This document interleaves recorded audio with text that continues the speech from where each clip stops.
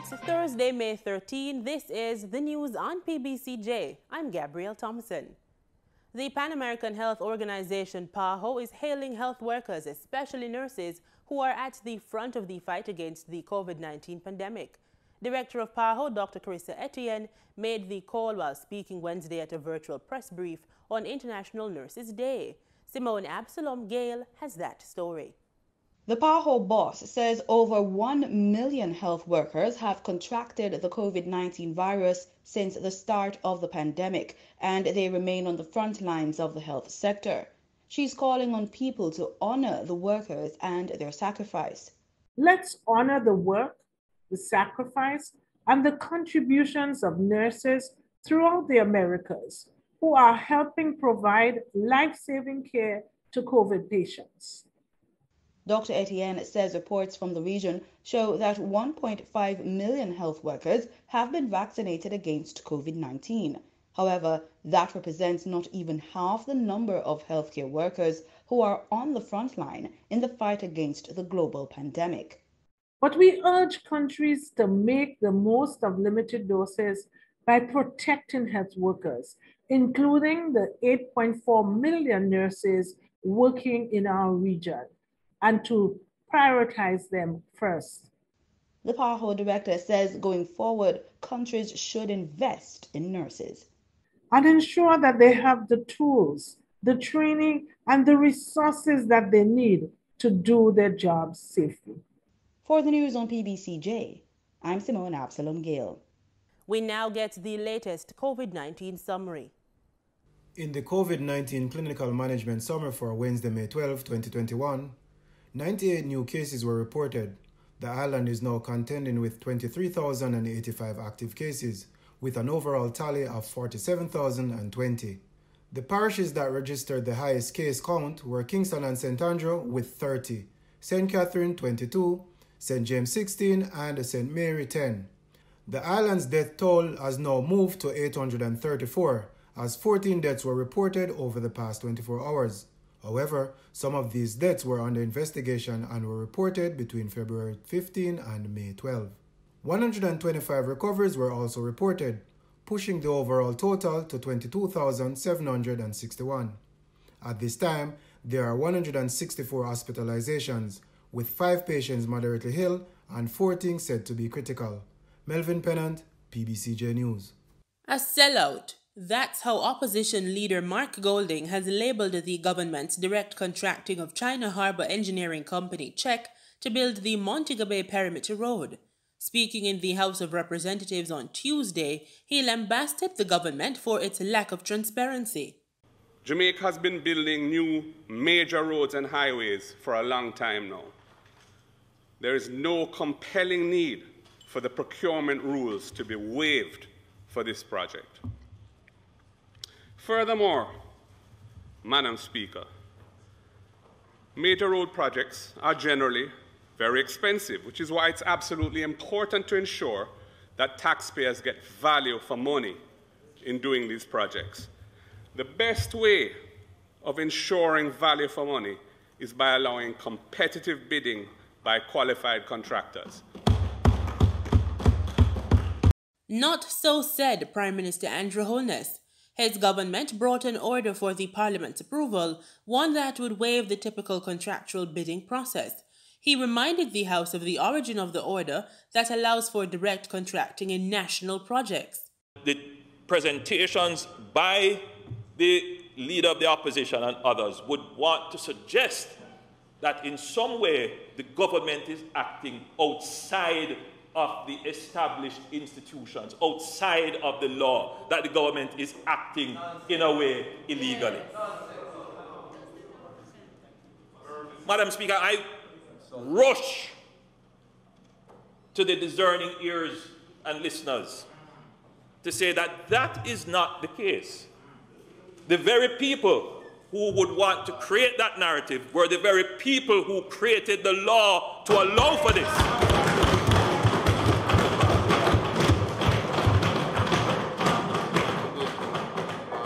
And we, Madam Speaker, on this side, carried it through with regulations in 2018. Because it is well understood that this is an important part of our procurement process, and it is not unusual, Madam Speaker. It is not unusual to Jamaica. It can be found in other countries, in other jurisdictions where there are these provisions. Construction of the Montego Bay Perimeter Road project is slated to begin by late 2022. More than 500 schools island-wide reopened their gates on Monday to resume face-to-face classes for students who will be sitting upcoming examinations. Educational institutions were ordered closed on March 21 due to a surge in the number of new coronavirus COVID-19 cases in the island. Over in St. Thomas, the Yallahs High School was one of the schools that opened their doors. We get more from Melvin Pennant. So far, so good. That was the word from Yallahs High Principal Mark Malabva when our news team visited. He said the reopening had been smooth. The returning students are those slated to sit CHEC exams later this year. So we started this morning at 8:15. What we did this week was that we changed our start time. We normally start at 7:45, but we have given the students an extra half an hour to get to school. This is to accommodate them in terms of them getting to school, utilizing the public transportation. We have implemented all the COVID-19 protocols. The grade 11s are ones that are coming in. This week we are going to zero in on those that are yet to complete their SBAs. We want to get that out of the way as soon as possible so that we can seriously concentrate on getting the students as prepared as is possible given the short time frame for their CHEC examinations. As the school pushes to prepare students for their CHEC exams, the principal said they had resuscitated the school transport system in light of the COVID-19 pandemic. We have also implemented a transportation system where we are utilizing our school bus to transport the students to and from home. So far, so good. It's really a smooth start. This is not something. This is something that we're quickly used to in terms of because it would have been something that we have implemented before. So we just hit the restart button, so to speak, and it's a smooth start so far. The admission of students on the school grounds was regimented to allow for COVID-19 health protocols. Over your nose.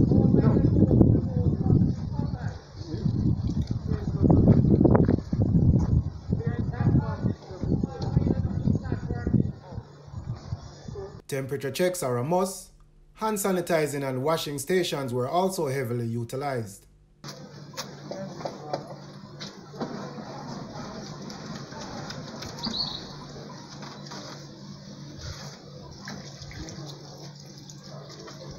As we speak, the island's daily COVID-19 infections have been relatively low.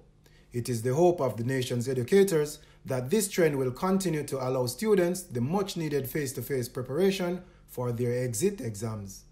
Melvin Pennant, PBCJ News. The Edna Manley College of the Visual and Performing Arts has engaged in a partnership with global entertainment marketing agency, the SMC Group, that will see the enterprise making a groundbreaking investment to enhance the music and audio production, animation, as well as dance specializations at the college. In a release on Wednesday, the college said this new collaboration aims to develop regional talent and intellectual property for export to international markets. It will begin with an investment into the development of a music production studio to develop local songwriters, producers, and artists. SMC also intends to recruit Edna Manley students for apprenticeships and job placements. It's that time again when we get our taste buds in gear and hop on the culinary trail.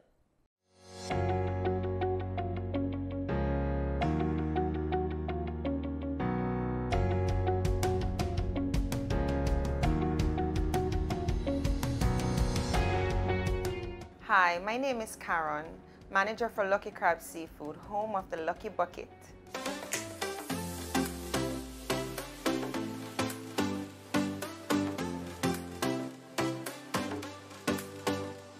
So we started from home.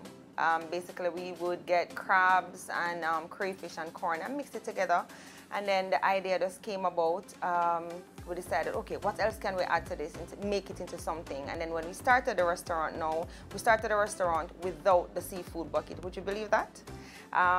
Then we eventually went into seafood. So we started out with the seafood boil, and then we decided, okay, how can we serve this and make it fun and, you know, exciting? And we were out shopping for a container, something different, because we didn't want to put it in a plate, and we didn't want to put it in a plastic bag either. I mean, who wants to eat out of a plastic bag, right? So we went shopping, and we saw some small buckets, and we're like, okay, let's try this. And that's how it came. So we served a seafood boil in a bucket, and we called it the Lucky Bucket. We were only offering the bucket on Wednesdays only, and one of our hashtags was Get Lucky. So on Wednesdays, when you purchased a Lucky Bucket, like, customers had the opportunity to win a prize. Something small, maybe a discount off the bill, an extra crab, an extra crayfish, something. So that was the whole idea around it being a lucky bucket. The crabs that we have in Jamaica, they're smaller crabs. So the blue crabs, they tend to run a little bit smaller. When you look online and overseas, you see those big juicy crabs, but the snow crabs and stuff like that we don't necessarily have here in Jamaica, but what we do have is the king crab. So we decided to say, okay, you know what, we can't get those ones, so let's work with what we have here in Jamaica. I mean, sometimes they're hard to get, but we try to have our regular supply and we get them in. And I mean, people they love it. They love the king crab because it's a bigger, more juicier version of the smaller crabs. During this period we had to condense our menu, because before we had a lot more offerings. We just wanted something a little bit more simple. When customers come in, they don't have a long time going through perusing a 6-page menu or a 4-page menu. So we just decided to have something, just a one sheet, where we picked like the favorites. So customer favorites throughout the years, we just kind of pick them and what customers gravitate in terms of the whole seafood, the platters and stuff like that. And we just condensed it into a COVID-19 menu. These are items as well that are easily, they're able to be delivered, or customers can come in for takeout. So that's really the concept around the COVID-19 menu. We started out with the garlic butter base sauce for the boil. Customers love that, but as I said, the spiciness is what gets customers coming back, and that's what the commendations that we get is mostly about the spicy sauce. Since recently, we've added 2 new flavors. So we've added a curry coconut and a sweet chili. But to be honest with you, I think the customers would probably have to do a poll, because all 3 right now, they're in a stiff competition. Currently, we're open 11 a.m. to 7 p.m. 11 a.m. to facilitate lunch.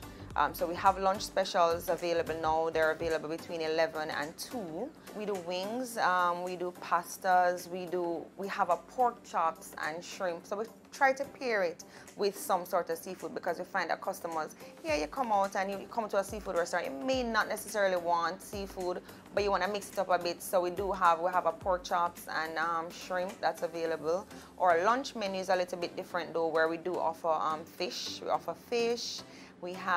We're now launching a roti. So we want to do a roti with curry seafood mix. So the seafood mix will be lobster, shrimp, fish fillet with sauteed veg, and it's going to be in a curry coconut sauce. Over the years, we've perfected our sauce. We've perfected the process of preparation, and you just can't get it anywhere else. We're the only place that has all the offerings in one dish.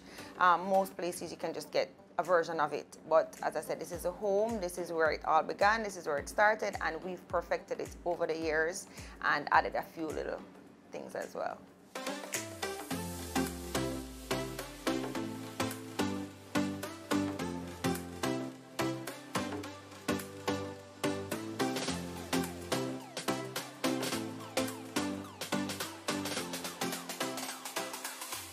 You can order for takeout or delivery. You go on the website, you click see menu and order. Say for instance, you're gonna order a Lucky Bucket. Click on the item. You have the option of a large or small, so we're gonna go with a large bucket today. You also get to choose the sauce. So we have garlic butter sweet chili or the curry coconut, and you can get that in mild or spicy. So you select, today we're gonna go with the sweet chili mild. You also have the option to add on items. So if you want to add a corn, extra potatoes, extra sausage or shrimp, you can add that. So let's add some extra sausage and eggs. And we go add cart. To check out, we click on the cart icon. It would ask you to enter your information. So you enter your name, your email address, and a contact number. If you're going for delivery, you'd be asked to enter the location, which would be right here.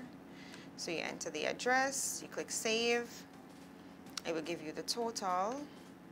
And then you also have the option to choose a time for delivery. So if you want to do delivery for 4 p.m. or 2 p.m., well, let's do this. This is for 2 p.m. Then you select that, and we also have the option. You can choose to pay via card or cash to delivery person.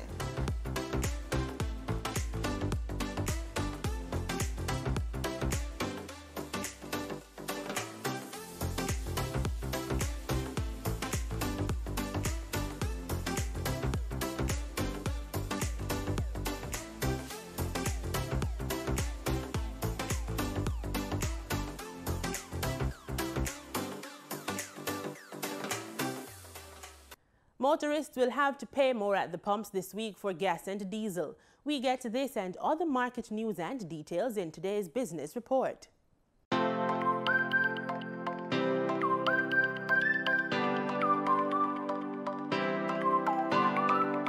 According to the latest ex-refinery costs from state-owned oil refinery Petrojam, motorists should see an increase at the pumps in the prices of gasoline and diesel effective Thursday, May 13.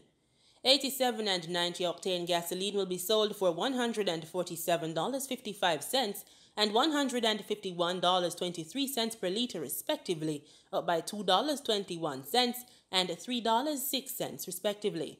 Following an increase of $2.08, automotive diesel fuel will be sold for $136.18 per liter, while ultra-low sulfur diesel is up by $3.06 and will be sold for $143.59 per liter. Meanwhile, kerosene saw a price increase of $2.45 and will be sold for $113.41 per liter.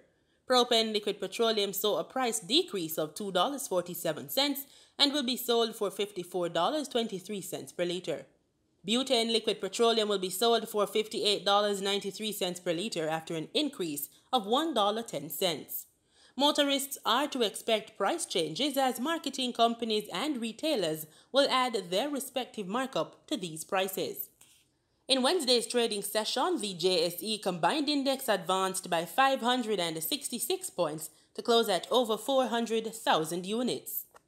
Overall market activity resulted from trading in 94 stocks, of which 40 advanced, 39 declined, and 15 traded firm. The junior market index advanced by 26 points to close at over 3,000 units. Stocks advanced for 1834 Investments Limited, Access Financial Services Limited, and Berger Paints Jamaica Limited. Stocks declined for Barita Investments Limited, CAC 2000 Limited, and Caribbean Cement Company Limited. Trading firm were CAC 2000 9.5% preference shares, Caribbean Producers Jamaica Limited, and Consolidated Bakers Jamaica. Future Energy Source Company Limited ordinary shares was the volume leader with 7.5 million units, followed by Sagicor Select Funds Limited Manufacturing and Distribution with over 3 million units, and Sagicor Group Jamaica Limited with over 2.2 million units. In foreign exchange trading for Wednesday, May 12, the US dollar sold for an average $151.29. The Canadian dollar ended trading at $125.87. The pound sterling traded for $212.63, and the euro sold for an average $186.52. Oil prices fell more than 2% on Thursday as India's coronavirus crisis deepened and a key U.S. pipeline resumed operations, halting a rally that had lifted crude to an 8-week high after the IEA and OPEC forecast a rebound in global demand later in the year. If those losses are sustained, both contracts would mark their biggest daily drops in percentage terms since early April. In a bearish signal for oil demand, a variant of the coronavirus has swept through the countryside in India, the world's third biggest importer of crude. Brent crude futures fell $1.65 to $67.67 a barrel. West Texas Intermediate crude futures slipped $1.67 to $64.42 a barrel.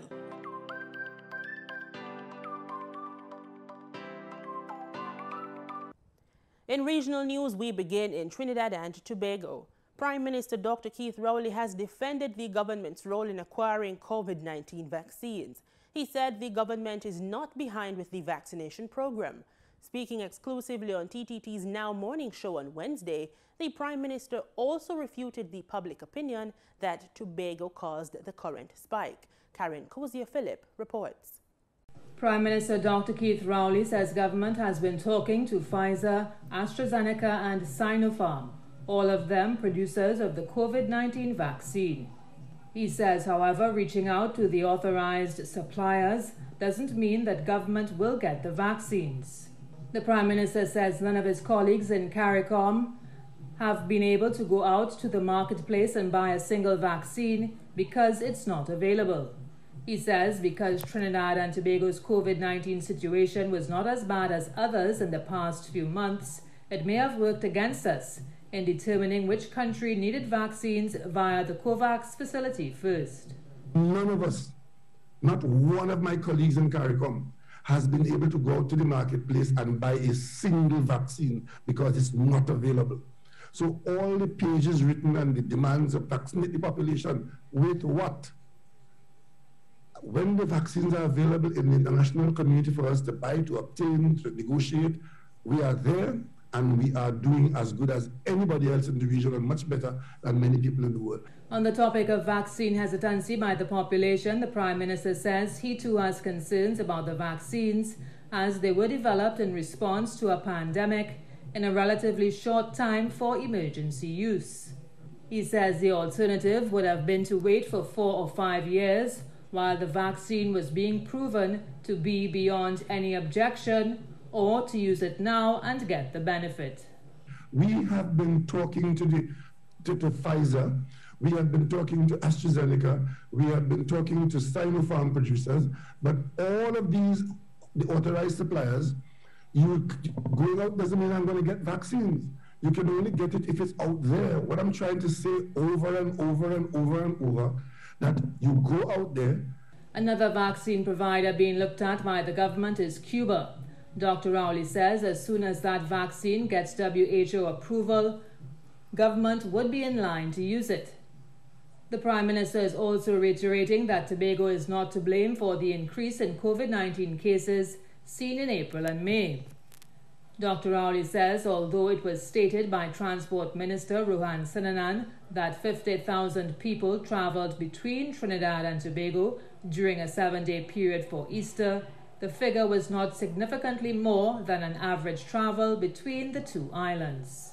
Karen Cozier-Phillip, TTT News. In St. Lucia, a mother is calling for heightened police presence and the relocation of some bus stops. This after her son became the victim of a violent robbery in the city of Castries on his way to school. An early morning attack perpetrated against a secondary school student in the heart of Castries has left one mother counting her blessings that her son's life was spared. Angelina Poussard, in an over-the-phone interview with News Force, recounts the ordeal that left her son, a student of the Leon Hess Secondary School, battered and bruised following the chilling interaction with an assailant. Today, my son was attacked on his way to school in the vicinity of the Leon Hess bus stop, on the way to take the bus.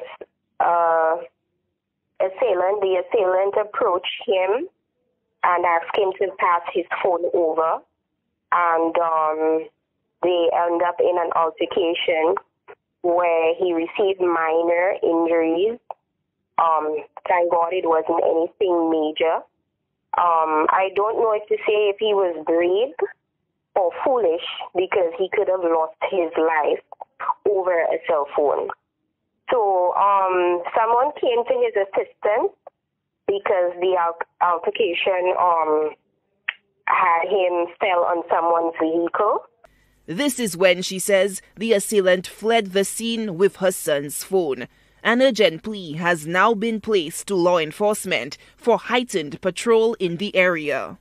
I'm advocating for the police prevalence.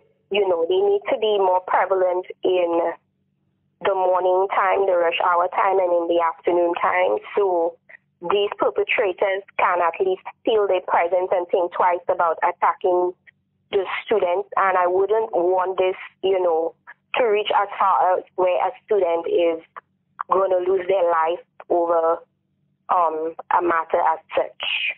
The mother also calls for the complete relocation of the public transportation facility that caters to students of the Leon Hess Secondary School, the St. Joseph's Convent Secondary School, and Endripo Secondary School. The location of where that bus stop is, the Hess bus stop, is close to a certain area. I'm advocating for that to be relocated because I think there's the convent bus stop there and Endripo bus stop there as well. And like I said, it's not the first time where an incident like that has been reported. My son wasn't the only person that was attacked. Prior to his attack this morning, an hour prior to that, another student from the same said school, Hess, was attacked, but I don't believe he received injuries. The concerned mother had a word of caution to secondary school students, advising them to remain vigilant while they traverse the streets to and from school. The students and members of the public to be aware of these guys. Look out for these people in the area that going to be attacking our babies. And for the students, you need to be more aware of your surroundings. Like, put your phone away when on your way to school. If you have to take the public transportation, your headphones needs to be off as well, so you can listen out and look out and be more vigilant as to your surroundings, you know, because safety is important. As for her son, the mother says though his wounds are not life-threatening, but due to the emotional trauma, he has opted out of physical classes for the week. She says he will be receiving counseling virtually. Solange Alfred, HTS News Force. And over in sports, on Wednesday, a union of Japanese hospital doctors warned holding the Tokyo Olympics safely as the coronavirus pandemic continues to rage would be impossible. The union said in a statement submitted to the government, quote, "We strongly oppose holding the Tokyo Olympics at a time when people around the world are fighting the new coronavirus. It is impossible to hold a safe and a secure Olympics during the pandemic," end quote. The union, which represents staff doctors at hospitals, is one of a number in Japan for different medical professionals. It does not list the size of its membership. The statement comes as Japan battles a fourth wave of virus infections, with several areas, including the capital, under a state of emergency. The surge has put pressure on the country's healthcare system, with medical professionals repeatedly warning about shortages and burnout.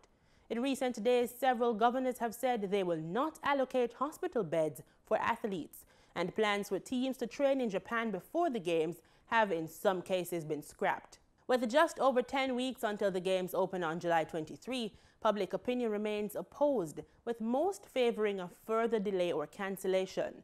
But organizers say they can safely hold the Games thanks to virus countermeasures and point to a string of successful recent test events, including some featuring overseas athletes. And that's the news. On behalf of our hard-working news and production team, thanks as always for watching. This is PBCJ, the People's Station.